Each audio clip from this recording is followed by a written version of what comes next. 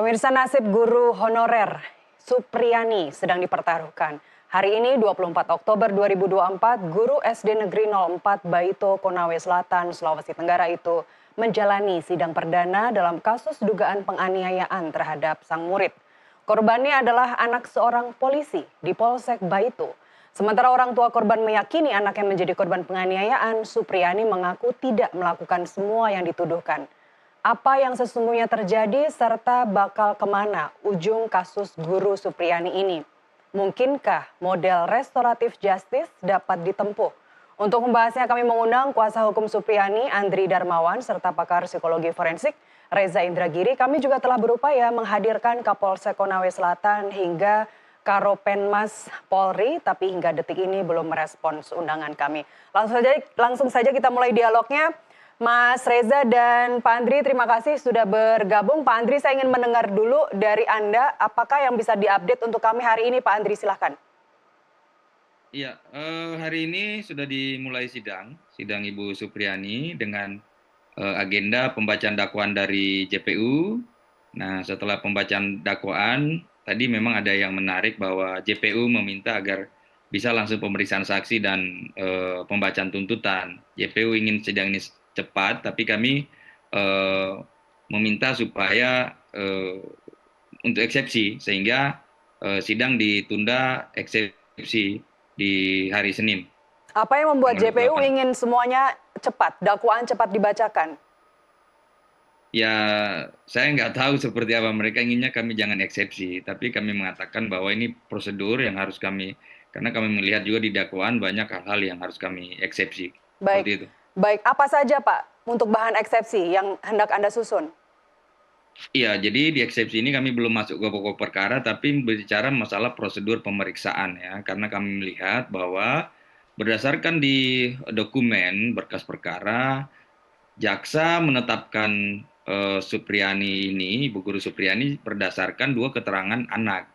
Nah, itu aja bukti utamanya gitu, 2 keterangan anak. Nah, menurut kami kan ini keterangan anak ini nggak bisa dikategorikan sebagai keterangan saksi, karena anak ya dalam kapasitasnya dia belum bebas, ya, kemudian dia juga tidak dibawa sumpah. Nah, kemudian dalam prosedurnya kami melihat bahwa pemeriksaan terhadap anak ini kan harus mengacu kepada sistem peradilan anak, khususnya pemeriksaan terhadap saksi anak dan saksi korban ini kan pasal 23, kemudian ada 27 dan 28 Undang-Undang Sistem Peradilan Anak, mereka harus didampingi sebenarnya, karena mereka tidak harus bebas memberikan keterangan. Nah, kami tidak memastikan bahwa apakah anak-anak ini bebas dalam memberikan keterangan atau dalam intervensi misalnya orang-orang tertentu, misalnya orang tua. Karena apa? Perkara ini awalnya sebenarnya berkembang dari adanya ditemukan luka gitu di anak ini. Nah, kemudian awalnya ditanya oleh ibunya, dia mengaku bahwa dia jatuh di sawah. Tapi kemudian orang tuanya, bapaknya ini nggak percaya dan didesak anak ini, sehingga anak ini berubah keterangan bahwa dia dipukul oleh guru SD kelas 1B. Yang mana guru SD kelas 1B itu ya Ibu Supriyani itu, seperti itu. Baik. Sehingga kami sangat meragukan keterangan anak ini. Baik, kita sambil menayangkan gambar yang tadi kami peroleh dari Anda, Pak Andri. Pemirsa, kami akan menayangkan bagaimana luka yang ada di tubuh korban MCD ini terjadi. Kalau dari banyak informasi yang berseliweran, Pak Andri, mungkin Anda dapat jelaskan dari gambar ini terlebih dahulu bagaimana informasi yang berseliweran adalah adanya hasil visum dari rumah sakit yang sudah dipublish ke umum. Apakah benar hasil visum itu sebenarnya sudah keluar, Pak Andri? Ya, hasil visum sudah keluar. Nah, dari penampakan foto ya, foto luka ini kita bisa lihat ya, karena begini, mendasarkan kepada dakwaan JPU bahwa katanya Ibu Supriyani memukul pakai gagang sapu, yang gagang sapu itu bentuknya bulat dan ringan, gagang sapu ijuk itu bulat dan ringan, dari besi, seng lah gitu, ringan. Nah, katanya dipukul ke korban 1 kali. Nah, kemudian kita cocokkan dengan luka yang tampak, ini kan tampak jelas ada seperti kayak melepuh, kemudian ada tergesek seperti apa, kemudian ada beberapa luka yang timbul di tidak beraturan di situ. Nah, pertanyaan ini kan kami nanti di persidangan kami minta reka ulang memukul seperti apa itu sehingga menimbulkan luka yang begitu banyak, apalagi lukanya itu sampai ada di bagian-bagian paha dalam itu. Nah, ini kan yang perlu diuji. Waktu penyidikan kami meminta supaya ini direka ulang bagaimana sih cara memukul 1 kali pukulan sehingga menimbulkan ini, tapi menurut penyidik bahwa ini tidak ada petunjuk dari jaksa seperti itu sehingga diabaikan gitu. Apakah itu pernyataan dari dokter yang melakukan visum, Pak Andri? Iya, kalau dokter yang melakukan visum ya kan cuma menggambarkan luka, misalnya ada robek berapa senti seperti itu gambarnya. Tapi kan kalau dari penampakan luka tadi ini kan kita bisa melihat ya secara kasat mata, misalnya ada di situ kayak melepuh begitu akibat terbakar atau seperti apa, kemudian ada juga tergores, kemudian ada beberapa titik luka yang tidak beraturan. Ya, Nah, ini sangat janggal karena alat yang digunakan itu gagang sapu ringan karena dia terbuat dari semacam seng lah gitu, ringan, kemudian bentuknya bulat itu. Nah, bagaimana caranya pemukulan itu sampai dia menimbulkan luka beberapa itu, baik. sampai ke paha dalam juga ada kelihatan. Nah, itulah itu yang kami menjadi sanksi karena anak ini memang awalnya dia mengaku bahwa dia jatuh gitu. Baik, kami juga mengundang Mas Reza Indragiri, pakar psikologi forensik. Mas Reza, kami mengundang Anda karena Anda begitu concern terhadap kasus ini. Tapi sebenarnya apa yang melatar belakangi Anda concern terhadap kasus ini sendiri? Pertama, saya harus memberikan disclaimer terlebih dahulu bahwa apa yang saya utarakan ini sama sekali tidak saya maksudkan sebagai bentuk pembenaran terhadap kekerasan. Undang-Undang Perlindungan Anak terang benderang mengatakan bahwa kekerasan baik itu fisik, psikis, seksual adalah pidana. Jadi tidak ada ruang pembenaran bagi kekerasan. Ya. Namun, apakah pada kasus ini telah terjadi atau justru tidak terjadi kekerasan itu, saya tidak tahu. Dan sepenuhnya itu diserahkan kepada otoritas penegakan hukum yang faktanya proses hukumnya sudah berjalan. Namun, saya harus akui bahwa saya dirisaukan oleh kesan bahwa kasus ini sudah menjadi semacam hyper criminalization, kriminalisasi yang overdosis. Penahanan saya anggap sebagai sebuah bentuk perlakuan yang melebihi takaran yang sepatutnya tidak dikenakan terhadap terdakwa dalam situasi semacam ini.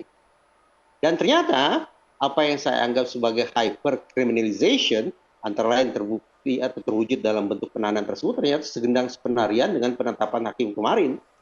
Hakim telah mengeluarkan penetapan bahwa terdakwa ditangguhkan penahanannya dikarenakan beberapa alasan. Itu menunjukkan sama dengan anggapan saya bahwa penahanan sesungguhnya tidak butuh atau tidak perlu dilakukan terhadap terdakwa Ibu Supriani. Itu satu. Yang kedua, hypercriminalization atau kriminalisasi yang melebihi takaran ini tampaknya berangkat dari kecenderungan otoritas penegakan hukum untuk melihat berbagai macam situasi itu dari kacamata pidana. Jadi mudah sekali untuk mengatakan, oh ini pelanggaran hukum, oh ini kejahatan, pelakunya, oh ini pelaku kejahatan, dan seterusnya, dan seterusnya. Terlalu mudah menggunakan kacamata pidana. Padahal untuk kasus-kasus yang katakanlah efek pidananya relatif minor, sesungguhnya tidak harus menempuh langkah litigasi. Penyelidikan, penyidikan, penuntutan, persidangan, apalagi nanti pada penghukuman masuk dalam lembaga pemasyarakatan, tidak harus seperti itu. Ada langkah-langkah yang lebih elegan, langkah-langkah yang lebih menenteramkan yang diistilahkan sebagai restoratif justice. Pandangan saya tentang pentingnya restoratif justice ini juga segendang sepenarian dengan komitmen Kapolri Jenderal Listio Sigit. Ya. Dalam komitmen ketujuh yang dia utarakan sesaat setelah dilantik sebagai Kapolri adalah betapa pentingnya personil Polri mengedepankan pendekatan restoratif justice, bukan litigasi. Penanganan yang sekali lagi saya sebut sebagai terkesan sebagai hyper criminalization itulah yang sungguh-sungguh saya sesalkan. Baik, saya ingin kembali ke Pak Andri, kuasa hukum. Pak Andri, menurut pengakuan Aibda Wibowo Hashim, orang tua MCD, mediasi sebenarnya sudah dilakukan. Ada didampingi kepala sekolah, kepala desa, kemudian juga Ibu Supriani datang sendiri ke keluarga korban 2 kali, selebihnya ketemu di Polsek. Tetapi Pak Wibowo juga mengatakan berulang kali bahwa belum ada kesepakatan. Sebenarnya kesepakatan apa yang diminta oleh kesepakatan apa yang disetujui oleh pihak korban? Iya, jadi proses mediasi ini memang berapa kali dilakukan. Tapi ada sejumlah permintaan yang itu tidak masuk akal. Yaitu? Jadi, hasilnya Ibu Supriani dituntut untuk mengaku dan minta maaf, ya. Kemudian dia diminta juga untuk uang itu supaya kasus ini ditutup 50 juta. Nah, itu informasinya disampaikan oleh kepala desa yang menerima informasi dari penyidik. Karena penyidik menyampaikan ini permintaan dari orang tua korban. Pak Ya. Andri, mohon maaf ini sekaligus diluruskan boleh ya Pak? Jadi baik dari Kapolres Konawe dan juga ke ayah Pak Wibowo Hasim mengatakan bahwa sebenarnya tidak ada permintaan uang. Kemudian justru ada amplop putih yang disodorkan oleh suami dari Ibu Supriyani. Apakah itu benar? Ya, itu yang kami perlu luruskan juga bahwa informasi ini informasi dari penyidik. Ya, itu sudah diakui kepala desa, ada videonya kepala desa. Nah, mengatakan bahwa ada permintaan uang seperti itu. Ya. Sementara kan kita ketahui bahwa Ibu Supriyani ini guru honorer 16 tahun dengan gaji 300.000 per bulan. Baik. Permintaan uang itu apakah 50 juta sesuai kabar yang berseliweran? 50 juta. 50 juta. Kalau ya. 30 juta yang di amplop putih yang disodorkan oleh kepala desa, apakah itu benar? Enggak ada. Kepala desa tidak pernah menyodorkan uang seperti itu. Baik, begitu juga dengan permintaan maaf memang sejak awal tidak disampaikan oleh Ibu Supriyani? Ya, permintaan maaf termasuk ada satu permintaan lagi bahwa Ibu Supriyani tidak boleh lagi mengajar di situ, di SD 4 Baito. Baik, boleh diulangi Pak Andri, apakah Ibu Supriyani sejak awal ketika ketemu dengan keluarga korban sudah mengutarakan permintaan maafnya? Ibu Supriyani dari awal, karena dia dipanggil di Polsek, ya di Polsek, dari awal sudah diminta untuk mengaku. Nah, Ibu Supriyani ini kan dari awal sudah menyatakan, menyangkal, dia tidak melakukan karena yang dituduhkan itu dia memukul siswa itu di kelas 1A. Sementara Ibu Supriyani itu kelas 1B, dia mengajar sampai jam 10. Ibu gurunya yang 1A, Ibu Lili, sudah mengaku bahwa tidak ada Ibu Supriyani datang di situ karena dia yang mengajar di situ dari pukul 7:30 sampai jam 10. Gitu. Baik, artinya saya ulangi sekali lagi Pak Andri, mohon maaf, tidak ada pernyataan maaf dari Ibu Supriyani ya?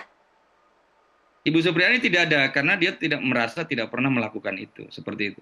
Baik, Mas Reza, ada yang menyampaikan bahwa permintaan maaf itu linear dengan pengakuan salah. Jadi sebenarnya seperti apa? Kalau kita mau berdamai, kita harus mau meminta maaf.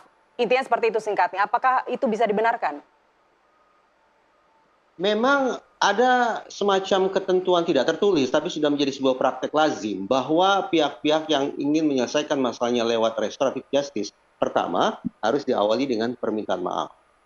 Yang kedua, tidak harus ada pemberian maaf.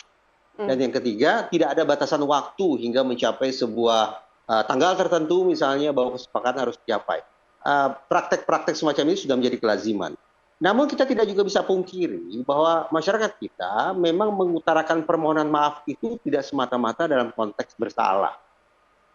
Maaf lebih sebagai merupakan bentuk kesantunan, katakanlah demikian, sebagai bentuk empati, sebagai bentuk pengakuan bahwa ada persoalan di antara kita, kendati persoalan tidak serta-merta bisa disinonimkan sebagai bentuk kesalahan. Yang saya khawatirkan pertama, kalau memang ada tuntutan untuk membayar sekian puluh juta rupiah sebagai bentuk ganti rugi, maka pertanyaannya adalah angka sedemikian fantastis itu keluar dari matematika seperti apa? Ya. Apakah terukur atau tidak? Karena sekiranya angka puluhan juta rupiah itu, kalau ada ya, itu tidak terukur, tidak jelas juntrungannya, tidak ada rumusannya, maka patut kita khawatirkan bahwa ini merupakan cara untuk mengeksploitasi sebuah kasus guna mendapatkan keuntungan pribadi dengan cara mengintimidasi, menekan, menyudutkan orang yang dianggap telah melakukan perbuatan pidana. Saya sama sekali tidak memandang ini merupakan bentuk itikat yang baik bagi sebuah mekanisme restoratif justice. Bahwa ada satu pihak yang disebut oleh penasihat hukum sudah datang, mengajukan pernyataan A, B, C, dan seterusnya, itu mencerminkan adanya itikat restoratif justice. Tapi sekali lagi, kalau angka-angka yang spektakuler itu tidak jelas asal-muasalnya, justru tidak ada itikat baik dari pihak lain untuk restoratif justice. Baik, apakah